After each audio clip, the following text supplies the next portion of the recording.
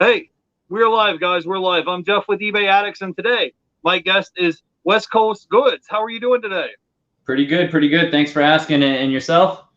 I'm doing well, man. I'm doing all right, man. So go ahead and introduce yourself, just in case people in our audience don't know who you are. Tell people who you are, where you're from, and tell them what it is that you do. Awesome. My name's Sam, aka West Coast Goodz on social media.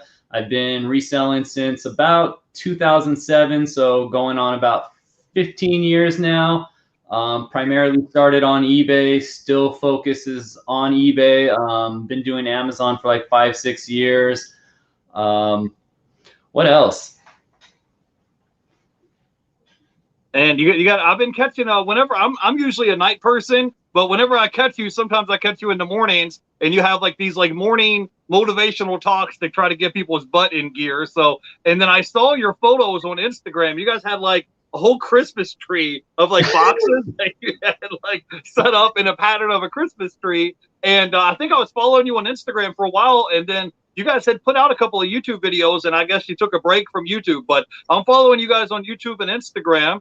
So tell me, man, how did things going like with your reselling like business? Like, cause you didn't like you weren't like born a full-time reseller. So like, what were you doing before you became a reseller? Like, what got you through that point? Tell us a little bit about your backstory. Well, it was actually by mistake. I was doing home loans in about 2007, about the time the market was crashing. Kind of knew what was going on. We realized, hey, people can't get all these free loans and non-income loans and no income verification.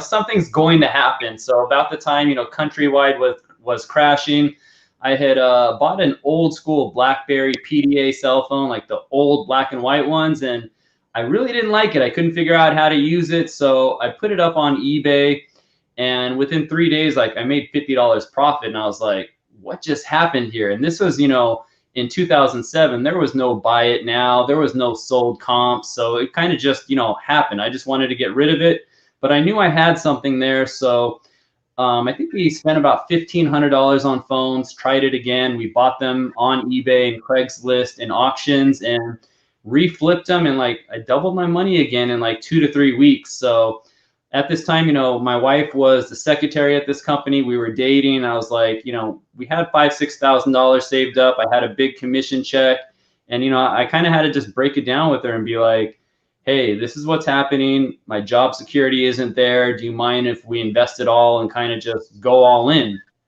She was, she's always had my back and super supportive and said, I trust you, do what you got to do. We invested probably about 12 to 15,000 in phones, and within a couple of months, like we doubled our money again. So at that time, Countrywide had just filed for bankruptcy, lost my job, and kind of just went all in. And the cell phones really took off for us. We were able to, purchase them off of eBay all day long. People are always, when they upgrade, they want to sell their phones. So we didn't have a problem finding phones, and we kind of did that for about 6 or 7 years. And then, another mistake happened. I bought a BlackBerry off of eBay. It came in a poly bag, no bubble wrap, no nothing. So the housing case was cracked on it. And, I looked on eBay, found some companies in China, and they had some really cool, colorful cases. I bought them. I said, let me give it a try. My daughter was on the floor playing around with the cases, and we had a purple case. She threw a yellow back on it. And, she said, Dad, look, I got a Laker case. And that just sparked my brain. I went out and bought some Laker decals. I put them on the back. Then we just started customizing team phones, and that got really big for us, to the point to where, we had commercials running. We had exclusive contracts. Like we had a contract with World Star Hip Hop. We were supplying all the World Star bunnies with their cell phones. And then, we kind of came to a point to where, there was a lot of different phone brands out there. There was LG, Sanyo, Palm, BlackBerry, but they all started to fade away, and it just kind of narrowed down to just Samsung and iPhone. So we kind of knew, hey, it's time. We might have to start, making a pivot. One of my friends had told me that the Goodwills in Oregon were getting the Nike and Adidas sample shoes like on a regular basis. So my uncle and aunt have property out in Oregon. I decided to, take a flight out there for the weekend and see if this was the real thing. And it was like, we probably went to like 5 or 7 Goodwills and found some really good sneakers. So I told the wife again, you mind if we move out? And we're in California, so, you know, making that shift to Oregon and all that rain, like, she wasn't all for it, but she seen the potential of money. So we made that shift to Oregon, and, you know, we did that for a couple of years. And at that time, you know, it was really good for a couple of years, but then it came to a stop. They stopped donating them there. And that's when we kind of had to make, you know, the pivot once again into, you know, retail arbitrage. And at that time, you know, I was purely 100% eBay. And I thought, you know, let me try my hands at Amazon. Tried my hands at Amazon, invested close to $20,000. And keep in mind, this is still the time where there's no data analytics available to you. There's no sold comps. There was no scanning apps, none of that stuff. So you kind of just had to go with, you know, your gut instinct. You know, you look at something, do you think it's going to sell? What do you think you could sell it for? Failed miserably. Lost all of our money over time. You know, we were just doing Walmart's and Target type clearance stuff, and that stuff was clearance for a reason. If Walmart couldn't sell it, what made me think I could? I don't know, but, you know, I wanted to give it a try, and, you know, we failed. So went 100% back into eBay, made the move back to California, and started, you know, hitting up like your local Ross's, Marshalls, TJ Maxx, and got into sports apparel, and just kept doing it from there. Was really successful at sports apparel. I really enjoyed it. You know, like, who doesn't like sneakers and sports apparel? So kind of just, you know, kept doing that, and we just kept scaling and scaling, and we realized, you know, we had something really good going on here. I'm sorry about the dogs. But we realized, you know, we really had something good, and just kept doing it and doing it. Tried our hands at Amazon again, and didn't work. Once again, you did the same thing, but I tried it with sports apparel. Like, some things would sell, but I didn't understand it like I understood eBay. So, you know, once again, we lost money. So just focused on eBay again, kept giving it a go, and then realized that, hey, you know, got to give Amazon that try again. Gave it a try. This time there was more analytics available to us. The rank had just started, you know, being introduced into Amazon. So we kind of, you know, learned the rank and, you know, what sells. Our third time was a charm on Amazon, and, you know, we just stuck to the RA game, did really well on Amazon, did really well on eBay. And at this point, you know, we kind of, I think we're leading up to about December of 2019. And this was probably 3 or 4 months before the pandemic. And I was just sick of going to stores, driving from store to store, dealing with crying children in line, going to stores and just, you know, finding 1 or 2 good things. I seen I was wasting a lot of time, even though, you know, the money was still really good, but I knew that my time could be used a little bit better. So I tried my hands at online arbitrage, and that's when things really started to click for me. Not only, you know, just being able to source from home, but being able to buy, you know, more than just 1 or 2 things that you find at a Ross or you find at a Marshalls. I was able to, you know, purchase in bulk as many as I want, do it from the comfort of my own home. And from there, I knew the game was a wrap. I just spent all my time, you know, researching what programs are available to me so that I'm not manually, you know, searching these stores. And, you know, it became so easy at this point. And that's where, you know, things just really started to change. Once I learned the OA game and got away from RA and learned, you know, time management, learned the, you know, apps that are available to me and just all the tools. And I think that that's where really things started to shift. And lucky for us, this was right before the pandemic. Like I said, this is December 19. Come March, you know, everything was shut down. I wouldn't have been able to do OA like I currently was. So the shift just came at the perfect time for us.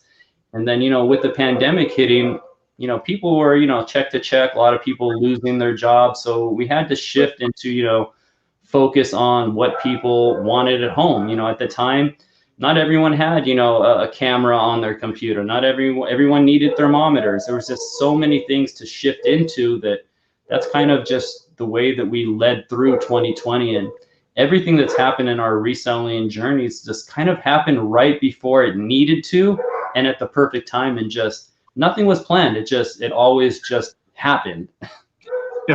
Now, I have a question for you real quick. Now, when you had invested like $20,000 onto Amazon and you ended up losing like a bunch of money, trying this resale game, did you and your wife get into like a big argument where you guys just like, hey, this whole Amazon thing is not working. You're an idiot. You don't know what you're doing. You just lost all this money. Like, did you guys come to a head, or is like, hey, this whole resale thing isn't working? Maybe I should just get a regular 9-to-5 job? Or what did you guys just be like, hey, it's a lesson learned? Like, what happened when you guys got to that point? You know, like the first time it happened, it hurt. It was a big hit. It was once again, you know, all of our savings. But at the same time, you know, we had a big eBay inventory built up. So it's not like, you know, just sales stopped. We had no money coming in. We just realized that, hey, you know, we tried something, it didn't work, and we have to just shift 100% of our focus back to eBay. And that's kind of what we did. And I'm the kind of person, like, I don't like failing at things. Like, I will try over and over and over again until I'm successful. And that's why, you know, we gave it a try again a year later, and she was skeptical at trying it again. And I was like, no, like, I'm going to dominate this. And like, once again, you know, we failed. The second time was when she was like, no, you know, I don't think we should do this. You know, 2 times, we've lost a lot of money. And just the third time when we gave it a try, showing her that, hey, you know, there's analytics available to us. Like, my saying is, men and women lie, numbers don't. So you know, once we knew we had the data in front of us, it was kind of made it a lot easier for us. All right. Hey, we're live, so I'm going to say hello to a few people here in the chat. I wanted to say hey to Manvu7 is in the chat. Wanted to say hey to Michael Walters is here. Says, let's get this money. Greta is here. Says let's get this money. Yeah, and we got I don't know if I can pronounce your name correctly. Belle is here. Says hello from Morocco. We got Fabulous says, let's get this money. Yeah, and we have Cali Reseller Louise is in the chat. Says, hey, Jeff, and West Coast Goodz. Michael has a quick question. He wants to know, what do you think about government giving out free money now? Do you think that we'll pay the piper in the future? I'm assuming he's talking about, you know, these stimulus checks.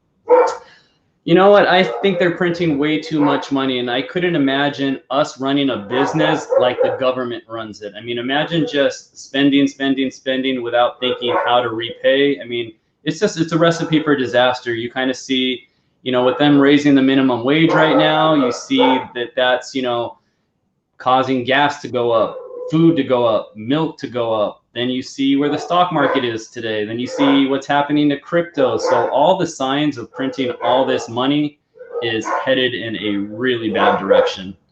Yeah, I was told that they printed like 40% more money supply than there ever was in existence.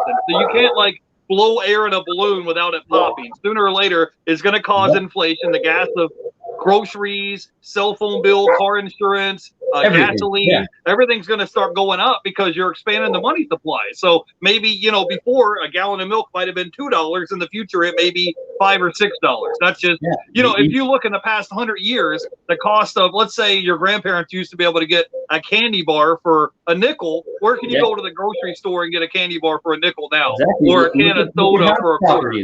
Properties were $20,000, $40,000, you know, 30 years ago, and now, you know, in California, you're in the hood for $1 million. Right. So that's what I'm saying. So it's like the cost of living and expenses over the past 100 years has only gone up. It hasn't like plateaued. It didn't go take a U-turn and go back down. It's going to probably continue to go up. I wanted to say, Walmart in our area, like the greeters are getting paid $17.50 an hour. Like, these jobs that they're meant for, you know, high school students, people going to college, people just trying to make money to, you know, just get started. It's not meant for everyone. So you really can't increase the minimum wage like they're doing. They think that's the answer, but it's not. It truly isn't. Yeah. Here in Florida, you're in California, where I'm at in Florida recently this past year, they just voted to raise the minimum wage to $15 an hour. So when you have somebody who's working a job at Burger King or McDonald's, and maybe that's made for a 15, 16-year-old kid that lives at home with mom and dad. Yeah, exactly. And now you're having, you know, adults, you know, let's say a mom with 3 kids trying to pay all their bills off of a minimum wage job at the drive-thru at Wendy's. It's just, it wasn't made for that. It's just for like people that had no experience, just to have something on the resume, and then they're supposed to progress. You're not supposed to be, I mean, I'm not trying to hurt anybody's feelings, but you're not supposed to grow up and be like at the drive-thru window at Wendy's, you know, your whole entire career. Exactly. You're not meant for adults. It's meant for, you know, kids and, you know, young 20s, you know, just trying to get through college, trying to pay their apartment to go to school. whatever it is, but it's not meant for everyone. And Yeah. increasing the minimum wage isn't the answer. There's definitely a problem, but increasing the minimum wage is not the answer. Yeah, well, all that's going to do is just cause, like, here after they voted for the minimum wage to go up $15 an hour, like the cost of rent and everything else. Like, I used to be able to get, I had a 2-bedroom apartment that we rented, and I was paying like $525 a month. It had 2 swimming pools, it had a hot tub, it had a workout room and everything. And now for that same 2-bedroom apartment, it's probably like $1,500 a month from where it was before. It just keeps going up. So let's say hello here to Jim's Closet. Jim's is in the chat. Michael is here. Cherry Picker Flipper is in the chat. Wants to know, what items do you sell? You specialize in a lot of shoes and clothing and apparel, things like that, right? Yeah. I personally love sports apparel, and here's why. And I challenge everyone to go outside, look at the first 10 people that you see, and I guarantee you someone's wearing something Nike, Adidas, or Under Armour. And it's true. I mean, like, you cannot go outside and look at 10 people and someone's not rocking something like that. Whether it's socks, whether it's their hat, their hoodie, their shirt, their shorts, whatever it is, someone is wearing it. Just a perfect example, I put a video on Instagram today about one of my top selling items, which is hats. There is over 400,000 hat sales in 90 days on eBay. That's over 4,000 sales a day. Just in hats alone. Really, I had no idea it was that high. So I don't want to miss anybody in the chat. I wanted to say hey to Michael Waters is here in the chat. eBliss Reseller Solutions is here. Says, hey guys, we appreciate the YouTube live today, Dave and Lori. Well, thank you guys in the chat for coming by and hanging out. Wanted to say hey to our friends Freeway Flippers. They were just on a week or so ago, so I know you know them. Favorite reselling couples. Yeah, for sure. Thank you guys for coming by. Noob is here, says both of y'all are beautiful. Thanks for coming by and hanging out today. And we have Michael says, always money in the banana stand. Says numbers are manipulated. I wanted to say hey to 6 Threads. The ATL Flipper is here. Antoinette Mavira. And let's get this money. Yeah, it says 6 Threads says, look at all the West Coast Deal members in here. We support the machines. And I wanted to say hey to our missing piece, Mike. Raising the minimum wage was meant for workers with minimal skill set and experience. Minimum wage should be uncomfortable. Yeah, well, that's the whole idea. If you're a high school kid or a college kid and you don't have a skill set, your goal is to try to increase your skill set in the marketplace. So when you increase your skill set and you increase the value where you're providing goods and services in the marketplace, you should make more than minimum wage. But it's not like something where you just wake up and you're like, hey, I'm here, and you started off at 16, 18 years old, and 20 years later, you're still a door greeter. Like, you're supposed to progress, Exactly. That's the idea. I know 4 people that I can think of off the top of my head with minimum wage increase that, they're small business owners. One of them is my dad. And, with this increase, like, he's going to go out of business. He cannot afford to pay people $17.50 an hour. Like, it is what it is. I mean, it sucks, but for these small businesses, like, a lot of them can't afford to pay people $17.50 an hour, especially, being in California where the warehouse spaces or, your business space. I mean, most warehouses out here are $10,000 to $20,000 on top of paying someone $17.50 an hour. Like, it is really going to collapse the small business. Yeah, it's going to be, I mean, just even being a reseller, like if you wanted to hire someone to list items for you and you had to pay them $17, $18 an hour, and let's say you were selling an item like this that you paid 50 cents for and you try to sell it for $20, like it cuts into your profit margins. Exactly. Big time. Yeah. Right. So there's only so much that you can do. So I wanted to say hey to Dixon's Pixons, and A&G says, if you guys don't follow Sam, just don't know Sam is legit, get on their plan. So tell me a little bit about your plan. Do you guys have like a mentorship program? Do you guys have a training or coaching plan? Tell us a little bit about more about what it is that you guys do. So I think about 4 years ago, it was actually on New Year's. I was talking to my wife and I was like, man, we were going through our DMs. We were on vacation for the month. And, I was just showing her like all these questions we were getting about eBay. And I was like, I really want to put together a course. There was only like 2 out there at the time. And she said, you're crazy.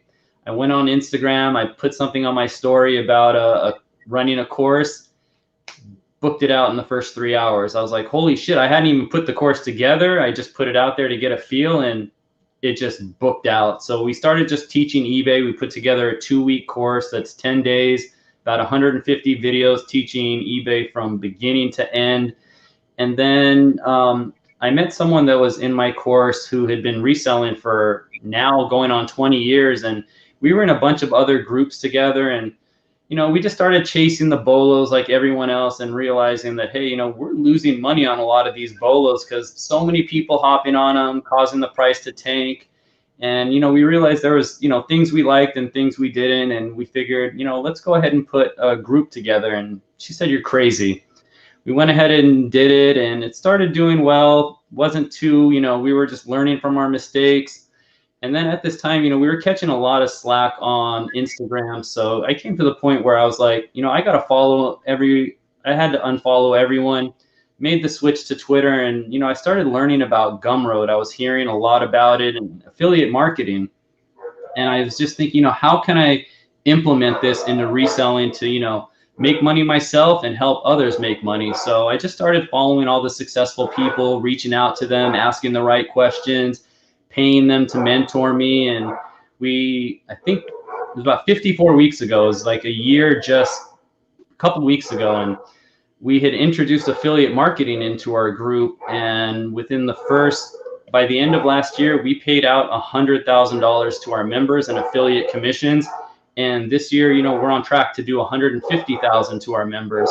So, you know, we put together a reselling group. We provide 10 to 20 leads a day between Amazon and eBay. And then we thought, you know, how can we differ ourselves from other groups? We implemented live coaching every Saturday morning. We bring on a guest every Wednesday, and the guests really aren't reselling related. They're more like tomorrow's guest, we have a kid, 21 years old. His name's Dantes. And, you know, the kid does Shopify and has mastered it. And we kind of just want to show people that, you know, just because of your circumstances, you know, we always hear the excuses like, I don't have money, or, you know, this happened to me in my past, or it's my ethnicity or my color. And we just really wanted to change that mentality. So we wanted just to keep on bringing guests that can share their story, share their pivots, kind of like, you know, I'm doing here with you. And it was just, you know, game changing, just doing things that other people aren't. And it just kept getting more successful and more successful and more successful. And, you know, here we are today. Right. Awesome. So you guys started with this course that you have, and you're able to help give people leads, help point them in the right direction and things like that. What are some like items that you guys sell a ton of? Because I see your photos, and some people that are not like full-time resellers, they think that it looks easy on camera. You're like, oh yeah, man, I can go do that. I can go make, you know, I could go sell 80 packages or whatever over the weekend. But you were talking about on Instagram, and sometimes you work 70, 80, 100 hours a week. Like, you do a lot of work behind the scenes to make that happen. So what is some of the tricks of the trade, or what are some things that you've learned in your journey of reselling that has helped you be successful on eBay? You know what, like one thing that I learned is, and it's kind of something that I see on Instagram that I don't like, is just seeing, you know, people always just showing the success. Like, you know, if you're in a store and you fill up your car, you take that picture, you put it on Instagram, but you don't share every other store that you went to that was a complete bust. So I don't like how it portrays nothing but success and not all the hard work behind the scenes. And that's why I kind of do the motivational talks once a week. You know, we do it on reselling. But I just truly feel that, you know, a lot of people just compare themselves with others or are in competition with others, when the only person that you should truly be in competition with is yourself. We all started with one package. I don't want people to think that, hey, you start and 2 to 3 months later, you're a millionaire. Like, this isn't no get rich quick scheme. Like, it's a lot of time, it's a lot of effort, it's a lot of mistakes, it's a lot of losses. And that's, you know, one thing I love about sharing my story is it's not always wins. There's plenty of losses out there. And I see a lot of people, you know, just they get started in the reselling and they give up after 2 to 3 months. Show me one successful business that blew up in 2 to 3 months. They don't happen like that. Like, I've been in the game for 15 years and I'm still getting better each and every year. We didn't start off with hundreds of packages when we first started. We all start with that number one. But as long as you're just focusing on what you're doing and focusing on small growth monthly, the potential is endless. And that's truly like what I want people to see and understand. Like, it's not going to happen in 60 days or 90 days. It's not going to happen in a year, but it will happen if you're sitting there and you're willing to put in the work and get better each and every day. Yeah, I think when you're starting a business from scratch, you got to come in with the long-term mindset that it may take you 2 to 3 years before you get to where it's not going to happen overnight. No, it doesn't happen. Think about it if you were trying to run a bakery or you were running a coffee shop or something. Like, you're competing with other people in the area. So it's not going to just happen overnight. You're going to have some mistakes. You're going to have issues. You're going to have to money tied up in merchandise and it doesn't work out. I just want you guys in the chat to know I didn't bring Sam on to try to push his course. The people in the chat brought it up. So that wasn't the reason. I was like, hey, but I did actually see your ad. I think it was on Instagram. You guys had like a sponsored post or a sponsored ad the other day. But if you guys want to hear from some people here, the Freeway Flipper says the eBay course took our reselling business to the next level. 6 Threads is here, says West Coast Deals brought the group allowance to business to reach new levels, increase sales, buy our dream home, financial independence, and more. And the Freeway Flipper says we've been in West Coast Deals for a year now in the community, and the support is fire. So how much does it actually cost if someone wanted to enroll in your group? How much does it cost them? The group is $99 a month. Like I said, we provide 10 leads a day minimal, Monday through Friday. We have our live coaching session. So if you need the help, we're available as long as it takes on Saturday. If you have questions, you want to put your goals together, a game plan, a business plan, whatever it is. And then besides reselling, like, we decided to bring in other things. Like, we have a stock investing group giving out stock picks and trades every morning. We have a crypto investor. We have someone doing NFTs. We have someone doing sports picks. So we kind of just figured out, like, what can we do to be different than everyone else while also helping people? And not just that, like the affiliate commissions, and that's one of the biggest parts of our group, is you can make money with our group by affiliating. Like, you get someone to join, you can have half that money. Not just can you have half that money, every month that person stays, you get that money. So there's people out there that are, like the Freeway Flippers, for example, their goal was to take care of their mortgage. And between affiliate commissions, they no longer have to pay a mortgage. It's paying it for them. So we kind of just wanted to see what we can do to be different, and not just be different. How could we get our members paid? Okay, awesome. Now, if someone is in the chat and maybe they haven't been doing reselling for 15 years, what advice would you have for them? What would be like 2 or 3 pieces of advice that would help them out in their business? If maybe they're doing reselling part-time on eBay and maybe they're making $1,000 or $2,000 a month and they're doing it on the side, and maybe they have a full-time job and they're doing eBay part-time on nights and weekends, what advice do you have that would help them out tremendously? Because, you can't get like 15 years experience overnight. What the first thing is, know your numbers. Knowing your numbers is 100%, like, one of the most important things.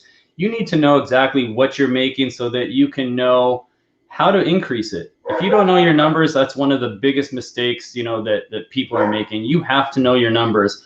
Not just that, you have to be able to detail your numbers. How much are you making from this store? How much are you making from that store? Just knowing stuff like that and being able to revisit it at the end of the month allows you to make the correct adjustments that you can to, be where you're trying to be. I mean, that's one of the first things. Another thing is, there's hundreds of resellers out there that have been doing this for a minute. Don't be scared to, reach out and hop into, people's DMs. Not everyone's going to respond, but there's a lot of people out there that will respond.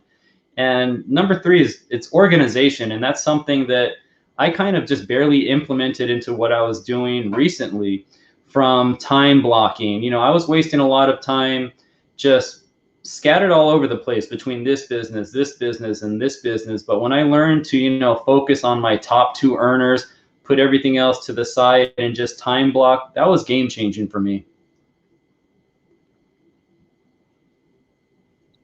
Yeah. Okay. I'm sorry. I'm here. So you had time. I don't know if we lost you or. No, I had my mic on mute for a second. So you had time blocking, and you have also it's important to kind of have goals where you can kind of give yourself a goal or a target of things that you want to work on. But you got to make sure your goals are not just maintainable, but they're attainable. And that was huge for me, just realizing, hey, I can set a goal, but where did I come up with this goal? Is this goal realistic? I have to ask myself, is it maintainable and is it attainable? And I think that's a problem that a lot of people have, is they just throw out a number out there. Like, where are you coming up with this number? For me, I want to look at what I did last month, and I want to be better than I did last month. And when people set goals, a lot of them set unrealistic goals. For me, as long as I'm seeing 3 to 5% growth monthly, I'm happy with that. Any business should be happy with a 3%, growth monthly. And And I think people they want it immediately. They want it now, or they don't think about where they're coming up with this number. And, you know, once you miss your goal, you know, month after month, it messes with you. And then, you know, you stop setting goals. You have to set realistic goals. Yeah, and so you're basically stair-stepping, making a little bit of progress at a time. It's not realistic for me to come to you and say, "Hey, I was at $1,000 last month. Next month, I want to be at 10,000." Maybe you can make a baby step from 1,000 to 1,200 or 1,500, and then maybe the next month after that, you can go to 1,800 and just gradually make progress. Plus, it's like I've noticed, like on eBay, like you're not going to get that much traffic into your store all at once. Like even if you're consistently listing items, you're not going to go from 0 to 100 miles an hour. Like it kind of works gradually, you know? And one thing I noticed, you know, with people that just get started, you know, they look at, you know, having to have 100 or 200 items, you know, listed to, you know, at least get consistent sales. And, you know, they see that number and they get scared. But a lot of people don't realize, you know, you can break down that number. 3 listings a day is 100 listings a month. Like it's not that hard. But I think people just look at the big picture and it scares them. Right, I'm with you. Yeah, I mean, just like for example, if you wanted to make $1,000 a week on eBay, that's not. I mean, if you divide that up into 7 days, it's not this huge number. You just have to break it down. But you look at the big picture and you look at it in a month, like it can be intimidating. Yeah. So, what are some hot items that are selling for you? You said you sell a lot of hats. You sell a lot of sports memorabilia, a lot of like Adidas, Under Armour, Nike, things like that. You guys sell a lot of shoes. So what are some hot items right now that are selling for you right now, especially in the summertime? Because I get messages from people saying this is the summer slowdown. It's the end of the world. I'm not making sales. And then I see other resellers like you, and you guys have a whole pile of stuff that's being shipped out. So and that's one thing. Like, I'm glad you brought up the summer slowdown, because I did an Instagram live last week about it, and I said why summer slowdown is a myth. People just didn't prepare for the summer, and that's what it is. Like, you know, I think we sold about $8,000 in hats last month. I think we sold about $10,000 in sunglasses. We probably did close to $35,000 in pool tablets alone. Like, you have to prepare for winter, for summer, for holidays, whatever it is. And I don't think people prepare for it. Like, especially people that thrift, like, you know, they're just doing the same thing repetitively over and over, instead of, you know, hey, Q4 is coming up, I got to prepare for Q4. People don't think that far ahead. And I think that's where the summer slowdown myth comes from. But for myself and seeing a lot of other people, like June was one of my best months this year. So I don't like hearing that summer slowdown. I think just people put that negative, like they even prepare for that negativity, like, oh, here comes summer, my numbers are going to be down, instead of having that realistic, you know, conversation with yourself. What can I do to be prepared for summer so that I have my best months? And people don't do that. Now, to get to your hot items right now, there's a chlorine shortage. It's going to be a chlorine shortage for another year. People are making 200-300% returns on chlorines right now. Stores are limiting chlorine sales right now. You could sell a couple $1,000s a day in chlorine if you want. It's not hard to find. Go to your Home Depots, go to your Lowe's, go to your Targets, go to your Walmarts. Go out there and get them. You don't have to sell chlorine. Chlorine sells itself right now. Pool filter sells itself right now. It's hot out there. People can't just go to stores and buy these. They're paying up on Amazon and eBay. There's tons of, you know, just really hot items. You just have to be prepared, especially, you know, summertime or winter time that comes up, or, you know, Christmas, Halloween. You have to be prepared months in advance for this. And I guarantee you, if you do that, you're not going to have slow months during those months. Now, a minute ago, you said you had one of your best months in the month of June. Do you mind sharing with our audience what your gross sales number was last month? I think we did 53,000 eBay and close to 60 on Amazon.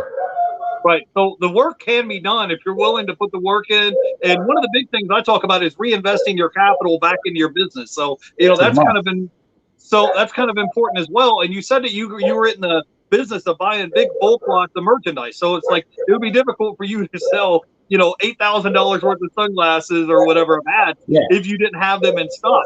So can you talk a little bit about that? Because I'm not saying thrifting model is dead, but I do think it's frustrating when you go to a thrift store and you spend an hour, 2 hours in there, and you're spending your gas money to drive there. You're trying to find a parking spot. You're waiting in line to check out, and all of a sudden you're going through all this hassle and you come home with 3, 4, 5 items that you actually brought home.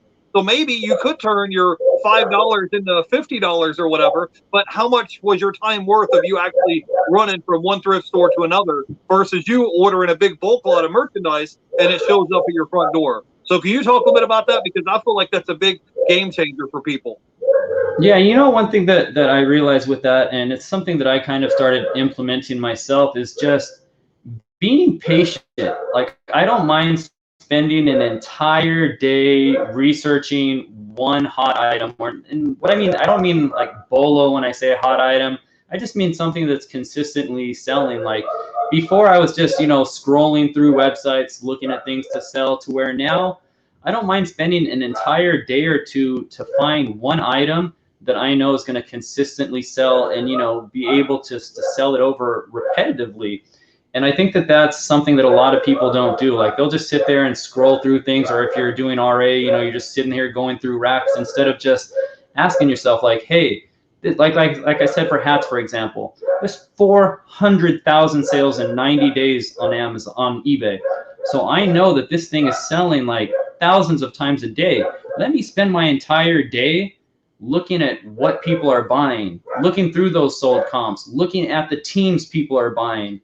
Where before, like, I was just buying 1 or 2 things here and there, you know, a little bit here, a little bit there, to where now I don't mind spending an entire day learning. And I don't think people want to learn anymore. They want everything just handed to them. But if you take that time and just do your research, and it's basically working smarter, not, you know, harder. And I think that that's something that a lot of people don't do. Or even just spending time looking at the sold comps. Like, look at used Levi sales. There's over 250,000 sales of used Levi's just in men's alone. And I think, you know, a lot of people, like, if you don't spend the time to go out there and learn this, you're not going to know. Yeah, Levi's jeans is one of the top selling brands on eBay. Just like Nike is one of the most top selling brands on eBay as well for shoes and stuff. But yeah, I'm with you, man. I just listed, I had this DVD I just listed yesterday, and I had 600 copies of this one DVD, and it sells for $20 a piece. So you do the math, 20 bucks times 600, that's $12,000 worth of merchandise. And then today, one of them sold for 20 bucks. And I was talking to my brother last night. He's like, why would you list 600 of that one item? And I said, because I only have to make one listing. Instead of listing 600 separate items, I can list one item one time, put quantity of 600 in the listing, then I'm through with it. And then whenever the item sells out, it sells out. And I just happened to ship one out today. So yeah, I mean, I'm definitely with you on that, because you could run around all day and I could go to the thrift store and come home with, you know, items like this that I paid 50 cents or $1 for, and try to sell them for 10, 15, 20 bucks on eBay. But they're all different SKUs, they're all different models. So your eBay store is kind of split up a little bit. Yeah. Whereas when you're saying like, hey, I'm focused my energy. I found this one item, whether it's a hat or shoes, or let's say you had sunglasses, and you know, let's say there's Oakley sunglasses, and you know they're going to sell. You can make one SKU and one listing, and then put quantity of 100 in there, and then just whenever they sell through, they sell through, as opposed to running around and you're constantly on this hamster wheel looking for new merchandise every day. So I definitely think I try and make it a goal to at least find 5 items a month that I know are going to consistently sell. And as long as I'm adding 3, 4, 5 of those type of items besides, you know, the one-offs, I know I'm good, because not just am I selling those one-offs, but, you know, over time, adding 3 or 4 of these items that consistently sell to your store, like after a year or two, you know, you're going to have 30 or 40 items that are consistently selling daily. And I think people really sleep on that. But it takes time to find these consistent items. And another thing that I see, you know, people doing is just not having a purchase criteria. Like for myself, I'm not going to buy anything if I don't see it at least selling 15, 20 times a month. I'm not going to buy it if it doesn't have 70% return. I want my money coming in and cycling. I don't want to, you know, buy something that has 3 sold comps in 90 days. Like, that's not for me. I want something, you know, if I see 15, 20 sold comps in a month, that's telling me this item is selling every other day. It's an in-demand popular item, and that's where I want to focus on. And then from there, you know, you can tweak your purchase criteria. Whatever you want your ROI to be, you can set it. And the best part about having a purchase criteria is it eliminates the thought process. I don't have to look at this and think, will it sell? eBay's telling me this is selling every other day. eBay's telling me I'm going to make 70% return on this. If it matches my purchase criteria, I don't have to think whether I'm buying it or not. I just have to look at 2 factors. If it meets it, I'm buying. If it doesn't, I'm passing. Yeah, Brian has the question. He wants to know, what do you think about Mercari? I think Mercari is a great platform for people who are just getting started to cross-list their items on eBay for there. For me personally, it's a no-go just because of the time I'm going to spend putting it across, you know, Mercari, OfferUp, Facebook Marketplace, Posh, wherever I'm putting it. I don't have the time for that. I know that when I bought this, I bought it for Amazon, I bought it for eBay. Like I said, men and women lie, numbers don't. I know that the items I'm buying are in demand, they're popular, they're moving every other day. I'm just going to stick to what I'm doing. But for someone just getting started, yeah, you want your stuff on multiple platforms. You have multiple eyes on it and more of a chance to sell. But for me in particular, like when we have thousands of items, like the time, even if we have a VA cross-listing it and taking it down when we sell, it's just, I don't like commingling that inventory. It just leads to double sales, and it's just, it's not for our business model. But it's great for someone that has, you know, 50 or 100 items. Like, yeah, have it on Mercari, put it on Facebook. You know, you're trying to build your bankroll, you're trying to get more sales, and that's the perfect way. More eyes means more sales. Yeah, I know some people that make a full-time income off Mercari, but for my money, if I had to choose one or the other, I mean, guys, if you look at just the numbers, we talked about numbers earlier, eBay in the past 12 months has had over 187 million people that have bought something on eBay in the past 12 months. So you're having an audience of almost 190 million people who are on the platform looking to buy something. Now, if you go look at the other platforms, Mercari or Poshmark, their user base is not nowhere near 187 million. Yeah, and has over 50 million users a day. Like, just numbers like that are nuts. Yeah, and Amazon has an even bigger marketplace as far as users on the platform. So if I was going to go to another platform besides eBay, I would probably check out Amazon. So definitely. Now, can you talk to me a little bit about Amazon? Do you guys do merchant fulfilled or do you do FBA? What everything for us is FBA. Like, we're still out of the house. It's my wife and kids that are running this. We don't have the room to store any Amazon stuff. So it's all FBA. We do FBM closer to first week of November, when we realize that we are probably not going to be able to get these shipments into Amazon on time. That's the only time we'll do FBM. Or if it's a super hot item that we know people are going to be shipping to FBA, I want to do it FBM before that price starts, you know, dropping as people compete. But we rarely do FBM. Okay, now on the FBA, do you guys have issues with the restock limit that they've been talking about? Have you ran into that problem like everybody else has? Can you talk to us? Because I'm not currently. I have 2 eBay stores. I'm not currently on Amazon. So can you talk to us a little bit about that in case some people may have run into a brick wall as far as that goes? You know what? I think it's a problem everyone's gonna run into, and as we get closer to Q4, it's gonna be something that we're gonna have to just navigate through and learn as the changes are shifting. But yeah, it's something that's just affecting everyone, and best thing we can do is just make sure we're sending in quality inventory that's quickly moving, kind of stay away from those higher ranked items that aren't moving as quickly, and just take advantage of the storage space that's allocated to us. But it's something that's new to all of us, and it's not fun, but it is what it is for right now. I do hopefully see it shifting closer to Q4, but it's still up in the air. Okay, now, how do you determine when you have an item, how do you determine if you want to post it on eBay or if you want to send it into Amazon FBA? And also, have you had an issue? You've been reselling for 15 years, but a lot of new sellers, they log into Amazon and they're just like, okay, I want to sell products, but I'm hitting roadblocks. I'm gated in all these different categories. So what would you say as far as that goes? And how do you determine, like, okay, this would be a good product to put on eBay. It has XYZ number of sales in the past 90 days as versus we're going to ship this whole shipment into Amazon. Like, how do you look at that? I let the data speak for itself. If I look at the eBay sold comps and, you know, like I look at my 15 or 20, but then I look at Amazon, I see the rank, I look at Keepa, I see the sales history, I get an idea of how many units move a month. I'm going to go with where I'm moving it quicker and where I'm making more money. Example, like if something has a higher rank on Amazon, but I still see it meets my purchase criteria on eBay, it's going to eBay. If I see it has a low rank and is selling, you know, a lot quicker on Amazon, it's going to Amazon. So like Okay, once now again, like, I'm an analytics guy. Like I hopped on. I was doing, what was it? Someone had reached out to me on Instagram about 3 years ago and was like, I love what you're doing. And, I was kind of talking numbers on my post. And he's like, I just see a few mistakes you're making. I'd love to hop on a call with you. He hopped on a call with me. It was a gentleman named Hustle Jimmy. And it blew my mind away when I started realizing that it's a database business. And like, I'm a numbers guy. I love numbers. It changed everything for me. I realized, dude, I'm wasting so much time here. I'm wasting time with this. I shouldn't be selling this. When I was able just to understand the numbers and look at them on a month-to-month basis and better them, that's when things change for me. And that's why one of the things you asked, 4 tips, it's a numbers thing. And what was the second part of that question? I was talking about being gated on Amazon, being gated in different categories on Amazon.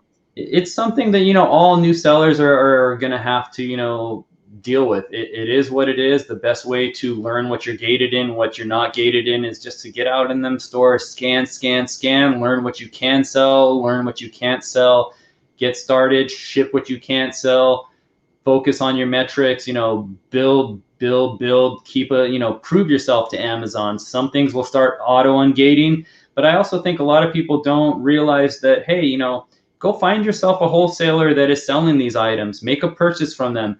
Even if you're not going to make money on that purchase, that's not the point. The point is to get ungated. So, go buy yourself something in that brand, submit your invoices to Amazon and get ungated. Like it's not as difficult as people make it out to be, but I think that people just aren't willing to put in the work to learn that that's what they need to do, or just to even go out and do it. But it's not hard to get ungated in brands. I mean, just spend some time, emailing wholesalers every single day. Get their manifest, look at the brands they sell, look for brands that you're gated in, look for cheap items that you can buy from them in bulk, make that, purchase of 10, submit your invoice to Amazon, you're ungated. Like it's truly not that hard. Okay, now I caught one of your live streams on Instagram, maybe a week or so ago, and you were talking about telling people that like you're a superhero, like you can do this, because I think sometimes, I don't know, people, it's a reseller burnout, or if it's just they're not surrounded by other resellers, they don't have a community of people that are entrepreneurs, and maybe they just get kind of down on themselves sometimes. Maybe they just get burned out, and I don't know if it's burned out of like listing items, but it's like if you're not seeing results, it's almost like you're banging your head up against the wall and you're not seeing results. So how do you stay motivated with your resale business? Because I'm sure like you're like everybody else. You're like, man, sometimes I just need to take a break. I need a vacation, I truly feel like this, and I know a lot of people aren't going to like to hear this right now. Everything in your life is your fault. Everything. You're unhappy with how much you make, figure out how to make more. You're unhappy with your job, figure out how to work for yourself. You got to do something about it. You truly do. And I know that a lot of people say that's easy to do, but it's truly not. Like you sometimes need to sit there and have that real conversation with yourself. Are you happy with where you're at in life? And if not, why? Ask yourself why. Besides asking yourself why, what are you going to do about it? Like you can't just sit here and be in the same, like we all know we have those friends that just Friday comes, all they want to do is party and drink and, complain about their boss. But they're not willing to put in the work to make those changes. Like you have to be willing to put in the effort. Anything you want to do in life, you can do. And I'll give a perfect example. I'll give a little bit of background about myself. Like I moved out of my house when I was 14 years old. I've been addicted to almost every single drug you can think of. I didn't go to high school at all. I barely went to junior highs. I lived in hotels for almost 10 years. Like I had every reason to sit here and have that loser mentality and let that be the reason, like, hey, I had all this happen to me. I can never be anything. But it's all about mentality. And I don't think a lot of people realize how powerful the mindset is. Like I'm a true firm believer that negativity attracts negativity and positivity attracts positivity. But, it all boils down to you. Like, what are you going to do about it? It's no one else. You can't blame mom no more. You can't blame what happened to you when you were 16. You can't blame your boss. Like everything in life is you. And once you realize that you have that power, like I'm telling you, like you are a superhero. Like you truly are. You just got to know it. You got to believe it. And you got to be willing to put in that work. And putting in that work, it ain't easy, but hey, it's easier than, being miserable. It's easier than living check to check. And I don't think a lot of people want to believe it or are willing to put in the work. But once you believe that it's all about your mindset and putting in that work. Like it's so powerful. All right, now Sam, now I got a question for you. What advice would you give somebody if they're watching this video and maybe they're not into reselling yet, or they're on the fence? Maybe they're working some dead end job like we were talking about earlier. Maybe they're a pizza delivery driver or something, and they're like, man, there's got to be more to life than this. And then they come on our video and they hear you making $50,000 a month in sales. Like, what advice would you have for that person if they're at a place right now? They're like, hey, I've been trying this out. What I'm doing, if I'm doing the same job over and over again, I'm getting the same results. What would you say to this person if they were in that situation? You got to just Nike that shit. And what I mean by Nike that shit is just do it. You can't just sit here and think about it. Like, eBay is such an easy platform to get on. It has no monthly, subscription if you're just, selling one or two things. If you don't have the capital, and I know a lot of people say, I don't have the time. Like, bullshit, you don't have the time. I seen you watching that Suns game the other day. I know you Netflix. I seen the picture of you at that bar. Like, the time thing is an excuse. Get up an hour earlier. Stay up an hour later. Don't watch that. Don't binge watch that Netflix show. You don't have the money. That's just another excuse. Go look on Facebook Marketplace for free stuff. Go look at Craigslist. Go in your closet. Go in your garage. We all have those old video games, video game systems, designer jeans, sneakers we don't wear. You can build up bankroll. Like, just, you got to stop with the excuses and just do it. Like, enough's enough. You got to really have that conversation. Hey, am I ready for change? Am I willing to put in that work? I got to stop with the excuses, because any excuse you give me, I'm gonna have a rebuttal for you. And the two biggest excuses I hear is I don't have the time, I don't have the money. And those are both bullshit excuses. Excuse my language. Well, I mean, everybody only gets 24 hours in a day. I mean, Bill Gates, Oprah Winfrey. Yeah, everybody does. What's the Elon Musk? They all get the same 24 hours in a day that me and you do. And you can go out and hustle. I live in Tampa, and I'm friends with Rally Roots, and they started their business with $200. They didn't get like you didn't start off with like a rich uncle that passed away and left them thousands of dollars. You could just get started with where you are. If you only have $200 to your name, you just get started with what you have. Yeah, and you just don't have anything, get in your closet, get in your attic. Right. I'm with you on that. So as you guys can tell, this is why I wanted to have Sam on to have a conversation with him, because this energy that he puts out in the universe. That's why I wanted to have you on today. So I appreciate you coming on and hanging out with me today. We've been live for almost an hour. Tell everybody where they can go back and check you out on YouTube and Instagram. I have all your links listed down below. Awesome. I'm West Coast Good. I'm West_Coast_Goodz on Instagram. I'm West Coast Goodz on YouTube. On Twitter, you can find me West Coast_Goodz. If you're interested in learning more about our group, it's westcoastdeals.com. Okay, awesome. So I wanted to say hey real quick to a few people in the chat. Diary of a Flipper came by. Fosbio is here. The Twin Pillars are here. I wanted to say hey to the Freeway Flippers. They said no summer slowdown for us. We've been listing daily, and sales have increased 1,000K in the past 3 weeks. I wanted to say hey to Manvu7, BK from the Rockies, Brian, A&G, Six Threads, and anybody else in the chat I missed. If you guys are new here, I have new guests on like this every week, and we bring new guests on to talk about reselling and entrepreneurship. So hopefully you guys will make it back on again tomorrow. Before we let you go, I got to ask you this question. Are you going to be back on YouTube shooting YouTube videos or not? And we got to know, I'm a subscriber of your channel. Is it possible to maybe drop a video once a week? Give us the info. We're actually working on content. We just started about last week. We realized that, hey, with our platform, there's a lot of people that just, I really I don't know if you've seen the shift. Like, I'm really focusing on motivational speaking and just shifting that mindset and helping people win. So the content is definitely coming. You've been seeing it more on my Instagram. I'm having the videos edited now, but the goal is just to bring out that content, not just content, free content for those that, don't have the money to invest in themselves right now. And that's one thing I want to speak about is also, people not willing to invest in tools, to help their business, especially when it comes to eBay. There's a lot of tools available to you. And remember, guys, time is money. So don't be scared to invest in yourself. Yeah, for sure. I have all the links down below. You can go by and check them out on YouTube and Instagram. I think with reselling, I don't think there's no shortage of merchandise. There's merchandise everywhere. You could get started with $20, $100. Like you don't need a whole bunch of money to get started. I don't think shipping is the big deal. I think part of it is just being around the right group of people. Like if you're, your circle of influence, if you're the 5 people you hang out with is going to become you. Like if you're hanging around 5 broke people, you're going to be the sixth broke person. So I think the group of your sphere of influence is really, really important.